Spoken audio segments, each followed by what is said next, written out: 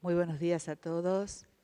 En mi carácter de presidenta de la Asociación Internacional de Mujeres Juezas y de la Asociación de Mujeres Juezas de Argentina, quiero agradecer a la Academia Pontificia, en la persona de Monseñor Sánchez Orondo, la invitación que nos ha hecho a participar de esta importante cumbre. Es verdaderamente un privilegio. Agradecer también a Gustavo Vera y a todo su equipo de trabajo de la Alameda por el importante trabajo que muchas veces en soledad viene haciendo, recorriendo los intrincados caminos del alma humana y los intrincados caminos tribunalicios.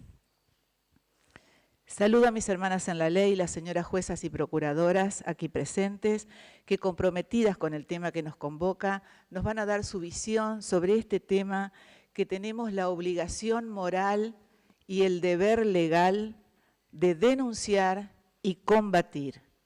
Me refiero al tráfico de personas, a la trata de las mismas con fines de explotación sexual o laboral, o ambas a la vez, la servidumbre doméstica, la mendicidad infantil, el tráfico de órganos, el tráfico de drogas.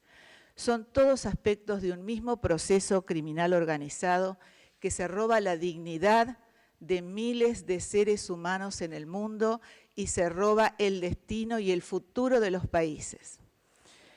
Son estos delitos complejos, graves, transnacionales, con muchas y muy variadas aristas que dejan profundas huellas en el alma y en el cuerpo de quienes lo padecen, que en su mayoría son mujeres, niñas, niños, adolescentes, jóvenes, sin instrucción, solos, pobres, que huyen de la desesperanza, del hambre, de la miseria, de los conflictos armados, y esto ocurre frente a la falta de interés de sus gobiernos y la falta de solidaridad de otros gobiernos, cuando no la complicidad y la tolerancia social.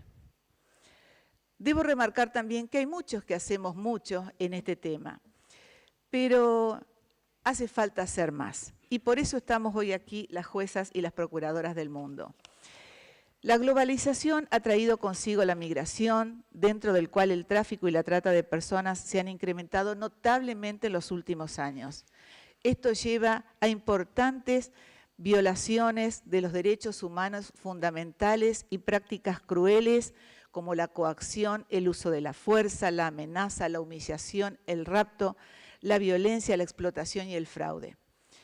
No hay cifras oficiales, pero son cientos de miles de hombres y mujeres que se trafican cada año a través de todas las fronteras del mundo.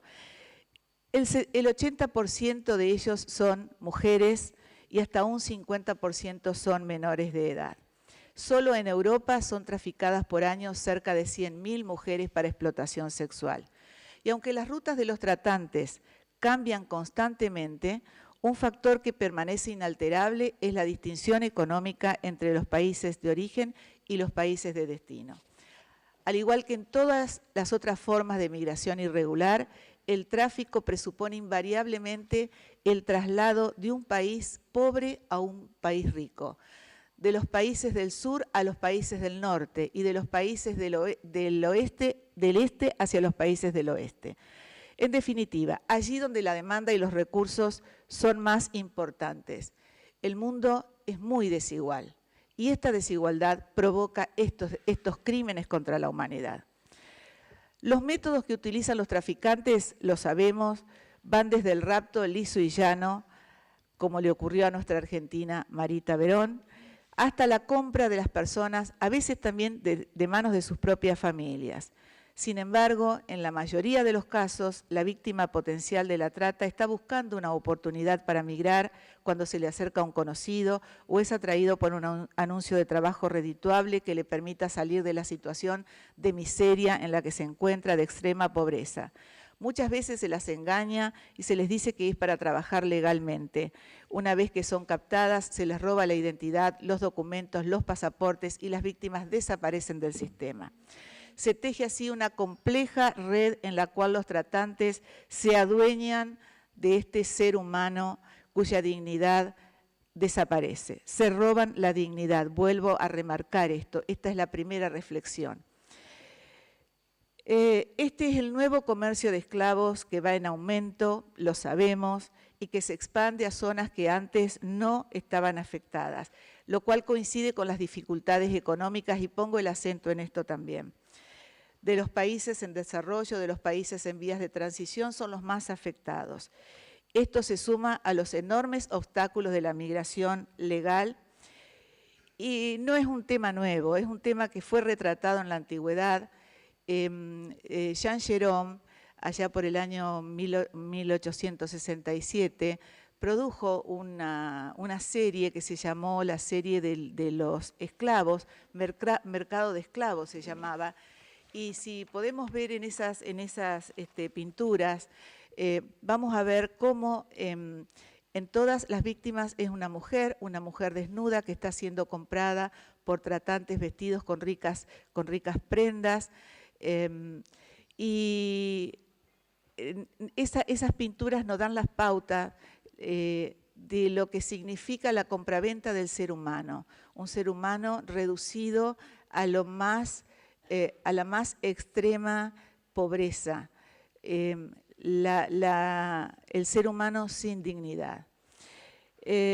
Estos cuadros que fueron pintados ayer retratan escenas de hoy. Yo invito a que los analicen y que los vean.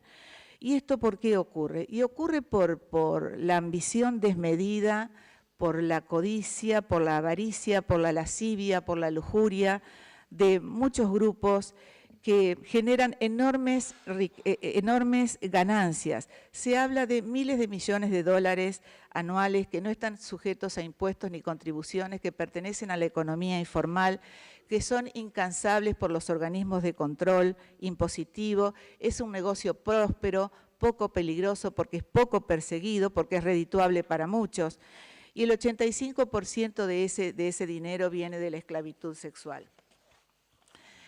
¿Qué se está usando hoy en el mundo? Se está usando el Bitcoin, el dinero virtual. Este delito, que adquiere nuevas e insidiosas formas de comisión,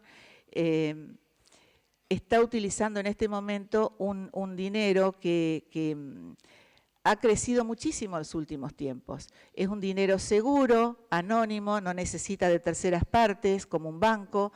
Utilizan un sistema de criptografía de avanzada. Y fíjense, en octubre del 2016 el Bitcoin tenía un valor de $635. Hoy, un año después, tiene un valor de $4.400. ¿Eso qué significa? Que las redes se están reciclando y están utilizando, las redes de traficantes, las redes del crimen organizado, están utilizando estas nuevas formas de comisión, lo que hace que cada vez sea más difícil perseguirlos. Tienen generalmente una jerarquía, una estructura jerárquica, pero ahora también se están reciclando. Del 30 al 40% de esos 5.000 grupos del crimen organizado registrados por la Policía de Europa, el 30-40% decía ya están cambiando su formato y se están estableciendo redes transversales, lo que hace más difícil la persecución, el conocimiento de la persecución. Todo esfuerzo es poco. Desde la Oficina de Naciones Unidas contra la Droga y el Delito, la UNODC, están ofreciendo ayuda a los estados, creando estrategias nacionales antitrata de forma exhaustiva y asistiendo con recursos para implementar programas de acción. Pero ¿qué es lo que pasa? Falta la decisión de los gobiernos. Falta la decisión y voluntad de los gobiernos de combatir la trata. En marzo de 2009, la UNODC puso en marcha una campaña Corazón Azul para concientizar, sensibilizar e informar sobre esta problemática. En abril del próximo año lanzamos la Red de la Integridad Judicial, la Red Global contra la Corrupción, de la cual la Asociación Internacional de Mujeres Jueces forma parte. En septiembre de este año estuvimos reunidos en Ginebra y créanme que las cifras de las víctimas son realmente muy dolorosas, son muy importantes. Y las juezas del mundo no podemos mirar para otro lado.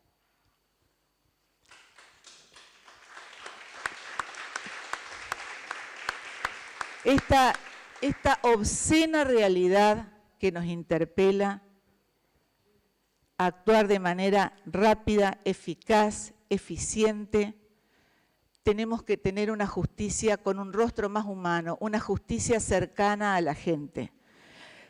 tenemos que combatir el crimen organizado, recuperar los activos que producen esos delitos, destinarlos a fines sociales para ayudar a las víctimas y sus familias a empoderarse y a recuperarse definitivamente. ¿Y esto qué significa? Tenemos que tener una mirada amplia, una mirada con perspectiva de género, no estereotipada, no sexista, no discriminatoria, una mirada inclusiva, una mirada en definitiva de derechos humanos. Una mirada que esté dirigida a proteger la dignidad del otro, de ese otro que no tuvo la suerte que tuvimos nosotras de llegar a los puestos de decisión a los que hemos llegado. Hay mucha gente que ha quedado en el camino, mucha gente pobre, mucha gente excluida, y esas son las víctimas de estos delitos que estamos tratando hoy. Nosotras ejercemos una cuota importante de poder. Las juezas y los jueces y los fiscales ejercemos una cuota importante de poder. Por eso somos doblemente responsables, por nosotros mismos y por los demás, sobre todo por los que menos tienen, por los más pobres, por los que muchas veces no saben leer ni escribir y que ponen su vida, ni más ni menos que su vida, sus derechos, su presente y su futuro en nuestras manos. Las juezas del mundo estamos en inmejorables condiciones para ser verdaderos agentes del cambio social y de esta manera recuperar la confianza del ciudadano común perdida en la justicia. Frente a una sociedad descreída, inmersa en la desesperanza, la violencia y la corrupción, tenemos que intentar vivir una verdadera idea ética de la justicia, superadora de la justicia formal, probadamente insuficiente para responder a las necesidades de la gente, sobre todo, como digo, de los excluidos del sistema, o también de aquellos que están inmersos en un sistema corrupto y que les impide salir. Estimadas colegas, la delincuencia organizada atraviesa las fronteras y lo mismo tenemos que hacer nosotras con la aplicación de la ley. Si el imperio de la ley se ve socavado no solo en un país, sino en muchos países, las juezas del mundo tenemos que también tener esa mirada amplia y no fijarnos solamente en la ley nacional, sino también en la ley internacional. Si los enemigos del progreso y de los derechos humanos procuran servirse de la apertura y las posibilidades que da la globalización para lograr sus fines, nosotras debemos servirnos de esos mismos factores para defender a los ciudadanos y combatir el crimen organizado. Frente a los muros que se están levantando en el mundo, y estos delitos cruzan las fronteras y cruzan los muros, somos las juezas las que tenemos que construir puentes, puentes donde los ciudadanos puedan caminar tranquilamente por el mundo, puentes de conocimiento, de solidaridad, de intercambio de buenas prácticas, de intercambio de información, de doctrina y de jurisprudencia. Para finalizar, quiero recordar a las colegas que antiguamente el Tribunal de la Mercancía de Florencia, estamos en Italia rodeados de estas maravillosas obras de arte, el Tribunal de la Mercancía de Florencia había encargado allá por el año 1470, una serie de pinturas a Piero del Polaiolo y a Sandro Botticelli. Las pinturas se referían a las 7 virtudes que debían tener los jueces. ¿Cuáles eran? Los 3 valores cristianos, la fe, la esperanza y la caridad, y los 4 valores universales, la templanza, la prudencia, la fortaleza y la justicia. Todas ellas tienen nombre de mujer, todas ellas tienen rostro de mujer. Invito a las colegas del mundo a que juntas combatamos el crimen organizado y recuperemos a las víctimas para bien de la sociedad y el progreso de todos nuestros pueblos. Muchas gracias.